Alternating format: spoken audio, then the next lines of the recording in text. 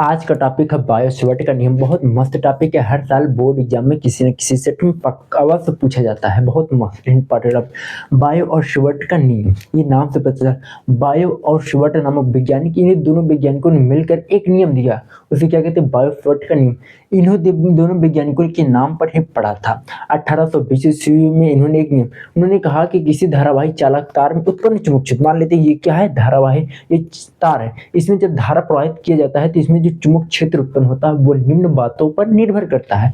उन्होंने प्रयोग के बताया है कि जो चुंबक क्षेत्र होता है, प्रयोग के आधार पर उन्होंने बताया है कि धारावाही चालक तार की अल्पांश लंबाई जो होती है, मान लेते हैं ये क्या एक धारावाही चालक तार है, ए बी है, और इसमें धारा प्रवाहित हो रही है आई, और इनकी दूरी मान लेते हैं डेल्टा एल है, और यहाँ जो चुंबक क्षेत्र उत्पन्न होता है वो डेल्टा बी है, और बिंदु क्या है, मान लेते हैं वो बिंदु जहां तक चुंबक क्षेत्र उत्पन्न होता है वो मान लेते हैं P है, और इनके साथ क्या कोण बना रहा है, थीटा कोण बना रहा है, और इनकी दूरी मान लेते हैं R है।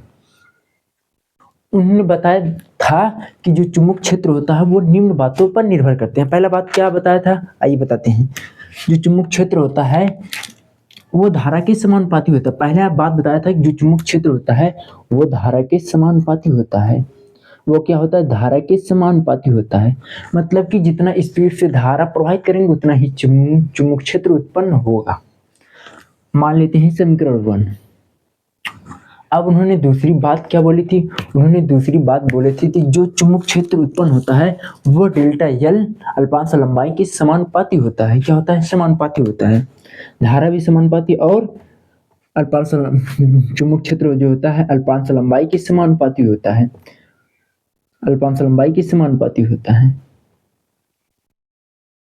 नंबर 3 उन्होंने बात बोला था, उन्होंने प्रयोग किया था, कुछ नहीं, एक को प्रयोग किया, उसके आधार पर नियम प्रस्तुत किया।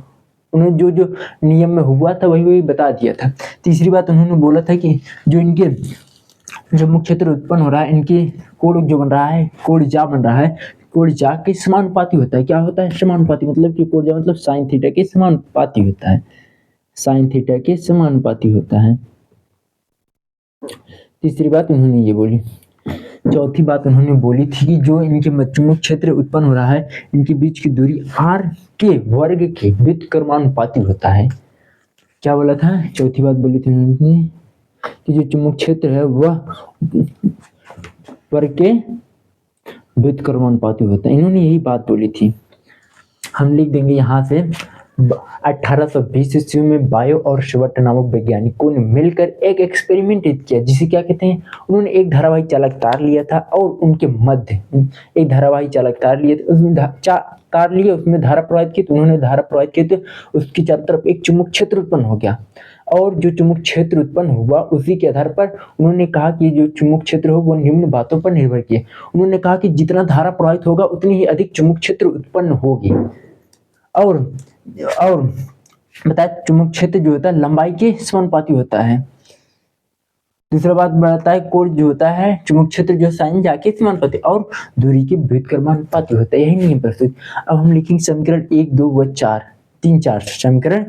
अब लिखेंगे समीकरण 1, 2, 3 व 4 से अब क्या हो जाएगा, ये हो जाएगा डेल्टा बी, समानुपाती का चिन्ह आ जाएगा, समानुपाती का चिन्ह आ जाएगा, ये हो जाएगा आई डेल्टा एल और साइन थीटा और आर स्क्वायर, ये हो जाएगा।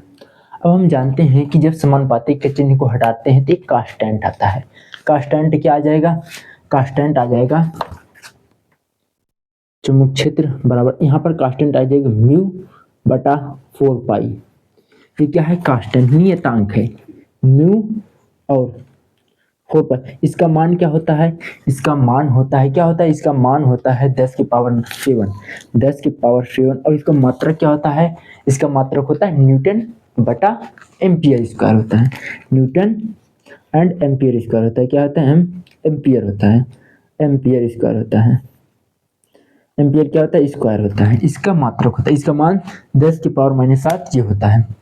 ये क्या हो जाएगी, ये हो जाएगा आई डेल्टा एल साइन थीटा, उसके बाद आर स्क्वायर, इतना आसान है, इन्होंने यही एक्सपेरिमेंट के द्वारा बताया था। इतना आसान था, यही एक्सपेरिमेंट के द्वारा बताया था उन्होंने। जो जो बात बताई उन्होंने वही हमको लिख देना है, बस हमको नंबर मिल जाए, एक को नंबर नहीं कटेगा, यहाँ पर बात लिख देंगे। दोस्तों चैनल पर पहली बार आए सब्सक्राइब अवश्य करें। मिलते हैं अगली वीडियो में, तब तक के लिए धन्यवाद। कैसा लगा कमेंट में बताएं। थैंक्स। ओके।